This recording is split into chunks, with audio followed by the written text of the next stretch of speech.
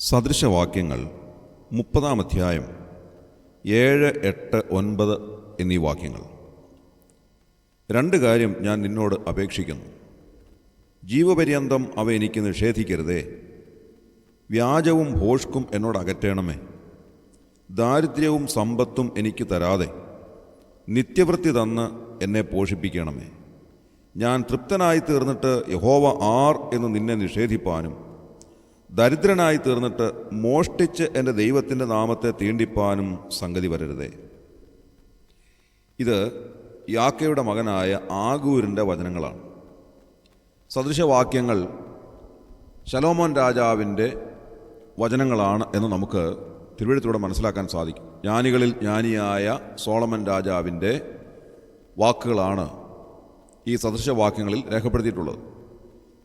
എന്നാൽ അതിൻ്റെ അവസാന അധ്യായങ്ങളിലാണ് മറ്റ് 2 പേരെ സംബന്ധിച്ച് കാണുന്നത്. ഒന്ന് യാക്കയുടെ മകനായ ആഗൂരിൻ്റെ വചനങ്ങൾ, രണ്ടാമത്തേത് 31-ാം അധ്യായത്തിലെ ലെമുവേൽ രാജാവിൻ്റെ വചനങ്ങൾ എന്നെഴുതിയിട്ടുണ്ട്. അതിൽ ലെമുവേൽ രാജാവ് എന്ന് പറയുന്നത് സോളമൻ തന്നെയാണ് എന്ന് പലരും വ്യാഖ്യാനിക്കുന്നു. ഈ ആഗൂരിൻ്റെ വചനങ്ങളിൽ ഉൾപ്പെട്ടതായ 2 വാക്യങ്ങളാണ് നാം ഇവിടെ വായിച്ചത്. ശലോമോൻ രാജാവ് തന്നെ ഇതിൽ ഏതാണ്ട് 3000-ഓളം വചനങ്ങൾ രേഖപ്പെടുത്തിയിട്ടുണ്ട്. സദൃശവാക്യങ്ങൾ എന്നതിനെ നമുക്ക് വിശേഷിപ്പിക്കാം. വളരെ ചിന്തനീയമായിട്ടുള്ള വാക്യങ്ങളാണ് ഓരോന്നും. നമ്മുടെ ജീവിതത്തെ സ്പർശിക്കുന്ന, ജീവിതത്തിന് ആവശ്യമായിട്ടുള്ള ഏതാണ്ട് 3000-ഓളം സദൃശവാക്യങ്ങൾ താൻ രേഖപ്പെടുത്തിയിട്ടുണ്ട്. ആഗൂരിൻ്റെ വചനങ്ങളിൽ ഉൾപ്പെട്ടിരിക്കുന്നതായ ഈ വാക്യത്തിൽ വളരെ പ്രധാനപ്പെട്ട 2 കാര്യങ്ങളാണ് താൻ ദൈവത്തോട് ആവശ്യപ്പെടുന്നത്. താൻ പറയുന്നത് എന്തൊക്കെയാണ്? കർത്താവെ, 2 കാര്യം ഞാൻ നിന്നോട് അപേക്ഷിക്കുന്നു. ജീവപര്യന്തം അവ എനിക്ക് നിഷേധിക്കരുതേ. ഒന്നാമത്തേത്, വ്യാജവും ഭോഷ്കും എന്നോട് അകറ്റണമേ. വളരെ പ്രധാനപ്പെട്ടതായ ഒരു കാര്യമാണ്. വ്യാജവും ഭോഷ്കും കർത്താവെ എന്നോട് അകറ്റണമേ. നമ്മുടെ ചുറ്റുപാടുകളിൽ നാം കാണുന്നത് ഈ വ്യാജവും ഭോഷ്കും തന്നെയാണ് എന്നുള്ളത് നാം ഏവരും അറിയുന്നതായൊരു വസ്തുതയാണ്. ഏതൊരു കാര്യത്തിനിറങ്ങിയാലും അതിലുൾപ്പെട്ടിരിക്കുന്നതായ ഏതെങ്കിലും വ്യക്തികളൊക്കെ വ്യാജവും ഭോഷ്കും മാത്രം കൈമുതലാക്കിയിട്ടുള്ള ആളുകളാണ് എന്ന് കണ്ടെത്തുവാൻ സാധിക്കും. അർത്ഥാൽ സത്യത്തിന് യാതൊരു വിലയുമില്ലാത്ത ഒരു കാലത്താണ് നാം ജീവിക്കുന്നത്. സത്യം എന്ന് പറയുന്നത് എന്താണ് എന്നുള്ളത് തന്നെ നമുക്ക് സംശയം ജനിപ്പിക്കത്തക്ക നിലയിലുള്ളതായ രീതികളാണ് നാം നമ്മുടെ ചുറ്റുപാടുകളിൽ കാണുന്നത്. എവിടെ ചെന്നാലും അവിടെ എല്ലാം വ്യാജവും ഭോഷ്കുമാണ്. വളരെ നിസ്സാരമായ ഒരു ഉദാഹരണം ഞാൻ ചൂണ്ടിക്കാണിക്കാം. നാം ഏതെങ്കിലും ഒരു സാധനം വാങ്ങുന്നതിന് വേണ്ടി ഒരു കടയിലേക്ക് ചെല്ലുക. യഥാർത്ഥത്തിലുള്ള വിലയല്ല അവിടെ നമ്മോട് ഈടാക്കുന്നത്, വ്യാജമായിട്ടുള്ളൊരു വിലയാണ്, ഭോഷ്കാണ് അവർ നമ്മോട് പറയുന്നത്. അങ്ങനെ അങ്ങോട്ട് നോക്കിയാൽ എല്ലായിടങ്ങളിലും വ്യാജവും ഭോഷ്കും മാത്രമാണ്.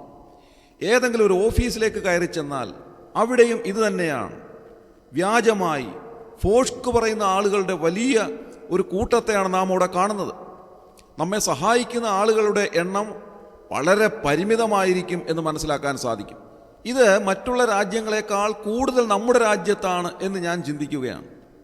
സന്ദർഭവശാൽ പറഞ്ഞു പോകട്ടെ പ്രിയമുള്ളവരെ, വിദേശ രാജ്യങ്ങളിൽ ഏതെങ്കിലും ഒരു ഓഫീസിൽ നാം ചെല്ലുകയാണെങ്കിൽ അവിടെ ഇരിക്കുന്ന ഉദ്യോഗസ്ഥർ എങ്ങനെ നമ്മെ സഹായിക്കാം എന്ന് ചിന്തിക്കുന്നവരും മാക്സിമം നമ്മെ സഹായിക്കുന്നവരുമായിരിക്കും.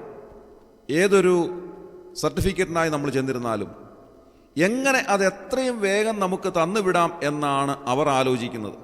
എൻ്റെ അനുഭവത്തിൽ നിന്നാണ് ഞാൻ ഈ കാര്യം പറയുന്നത്. ഫിലദൽഫിയയിലുള്ള ഒരു ഓഫീസിലേക്ക് ഒരാളുടെ ബർത്ത് സർട്ടിഫിക്കറ്റിന് വേണ്ടി ഞാൻ ചെന്നു. അത് 3-ാം ദിവസം അവർ തന്നുവിടുകയാണ്. കൃത്യമായ വിവരങ്ങളോടുകൂടെ 3-ാം ദിവസം ആ ബർത്ത് സർട്ടിഫിക്കറ്റ് നമുക്ക് എത്ര കോപ്പി ആവശ്യപ്പെട്ടു അത്രയും അവർ തന്നുവിടുകയാണ്. അതേസമയം ഇവിടെ കേരളത്തിൽ ഒരു ബർത്ത് സർട്ടിഫിക്കറ്റിന് വേണ്ടി എത്രയോ ഓഫീസുകളിൽ കയറി ഇറങ്ങേണ്ടതായിട്ടുണ്ട്. 3.5 മാസം എടുത്താണ് ഒരാളുടെ ബർത്ത് സർട്ടിഫിക്കറ്റ് ഈ കഴിഞ്ഞ ഒരിടയ്ക്ക് ലഭിക്കുന്നതിനിടയായത്. അതുതന്നെ എത്രയോ തവണ ആ ഓഫീസുകളിൽ കയറി ഇറങ്ങി എത്രയോ ഉദ്യോഗസ്ഥരുടെ മുൻപാകെ പല പ്രാവശ്യം നിന്നതിന് ശേഷമാണ് ആ സർട്ടിഫിക്കറ്റ് കയ്യിൽ കിട്ടിയത്. ഞാൻ മനസ്സിലാക്കിയതായ ഒരു കാര്യം, വിദേശത്തുള്ളതായ ഉദ്യോഗസ്ഥർ എത്രയും പെട്ടെന്ന് നമ്മുടെ ആവശ്യം സാധിച്ചു തരാൻ എന്തെല്ലാം ചെയ്യാമോ അതാണ് അവർ ചെയ്യുന്നത്. അതേസമയം നമ്മുടെ ചുറ്റുപാടുകളിൽ, നമ്മുടെ കേരളത്തിലെ ഉദ്യോഗസ്ഥർ ചെയ്യുന്നത് എന്താണ്?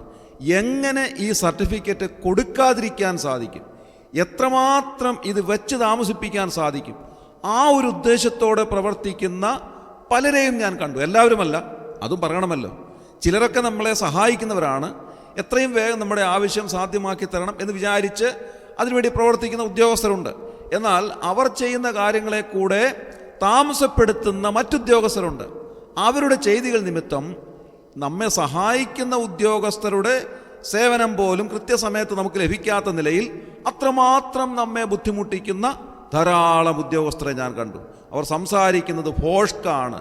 അവർ പറയുന്നത് കൃത്യമായിട്ടുള്ള കാര്യങ്ങളല്ല. പല ദിവസങ്ങളോളം നമ്മെ അവർ ബുദ്ധിമുട്ടിക്കുന്നു. ഇത് എല്ലാവർക്കും അറിവുള്ളതായ ഒരു സാധാരണ കാര്യം ഞാൻ ഓർപ്പിച്ചു എന്ന് മാത്രമേ ഉള്ളൂ. ഇവിടെ ആഗൂര് പറയുകയാണ്, കർത്താവെ, വ്യാജവും ഫോഷ്കും എന്നോട് അകറ്റണമേ. എൻ്റെ ജീവിതത്തിൽ വ്യാജവും ഫോഷ്കും ഇല്ലാതെ ജീവിപ്പാൻ എന്നെ സഹായിക്കണമേ. ഇതൊന്നാമത്തെ കാര്യം. രണ്ടാമത്തേത്, ദാരിദ്ര്യവും സമ്പത്തും എനിക്ക് തരാതെ നിത്യവൃത്തി തന്ന് എന്നെ പോഷിപ്പിക്കണമേ. വളരെയേറെ പ്രധാനപ്പെട്ടതായ ഒരു കാര്യമാണ്. നമ്മുടെ ഇന്ത്യ മഹാരാജ്യത്തെ ഒന്ന് കണക്കിലെടുക്കുകയാണെങ്കിൽ, ഒന്നുകിൽ ദാരിദ്ര്യം അനുഭവിക്കുന്ന ഏറ്റവും വലിയ ദരിദ്രരായിട്ടുള്ള ആളുകൾ, അല്ല എങ്കിൽ സമ്പത്ത് കുമിഞ്ഞുകൂടിയിട്ട് എന്ത് ചെയ്യണമെന്ന് അറിയാൻ പാടില്ലാതെ ജീവിക്കുന്ന കോടിക്കണക്കിന് ശതകോടീശ്വരന്മാർ.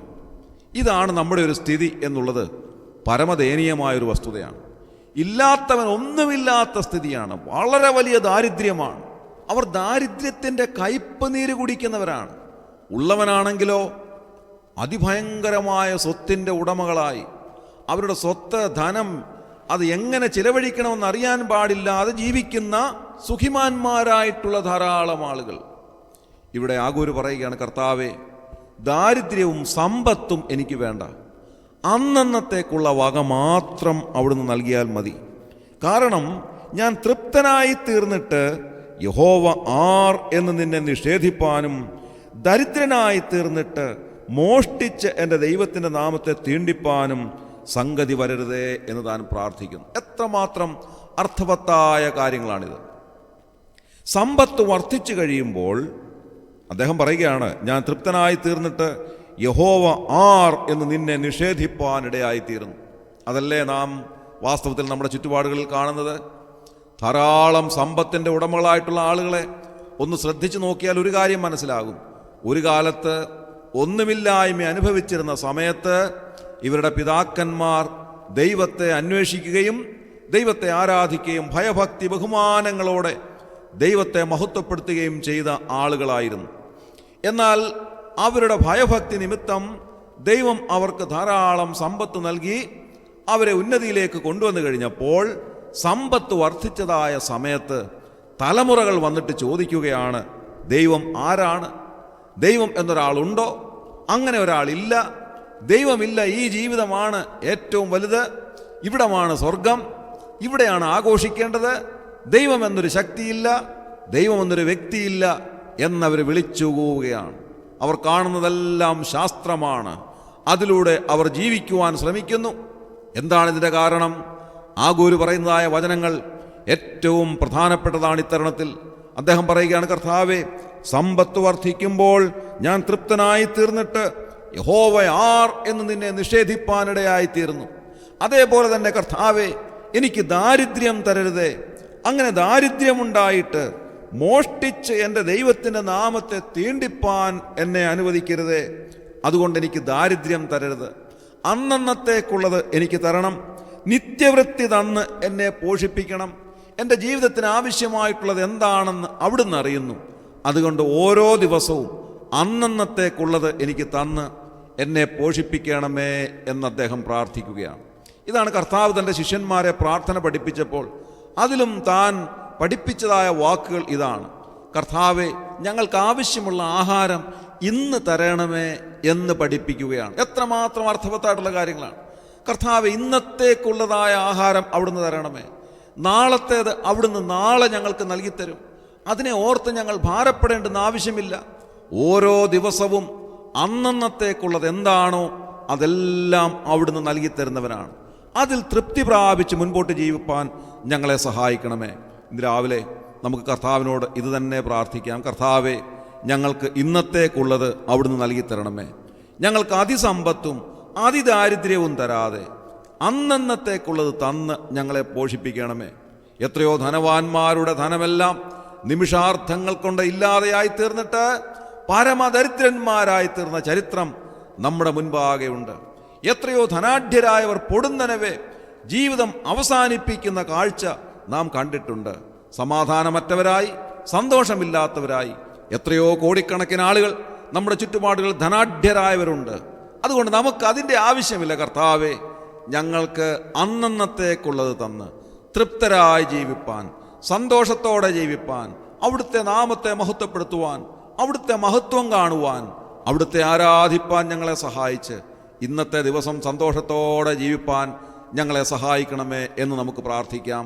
അങ്ങനെ തൃപ്തരായി ജീവിപ്പാൻ, നമ്മുടെ ആവശ്യങ്ങളെല്ലാം സാധ്യമാക്കി തരുന്ന വലിയവനായ ദൈവത്തിൻ്റെ മുൻപാകെ സന്തോഷത്തോടെ നാം വായിക്കുന്നത് പോലെ ധാന്യവും വീഞ്ഞും വർദ്ധിച്ചപ്പോൾ അവർക്കുണ്ടായതിലും അധികം സന്തോഷം നീ എൻ്റെ ഹൃദയത്തിൽ നൽകിയിരിക്കുന്നു എന്നെഴുതിയിരിക്കുന്നത് പോലെ വലിയവനായ ദൈവം നമ്മുടെ ഹൃദയത്തിൽ നൽകുന്ന ആ വലിയ സന്തോഷവും സംതൃപ്തിയും അനുഭവിച്ച് ഇന്നത്തെ ദിവസം ജീവിപ്പാൻ കർത്താവ് നമ്മെ സഹായിക്കട്ടെ. ദൈവനാമം മഹത്വപ്പെടുമാറാകട്ടെ.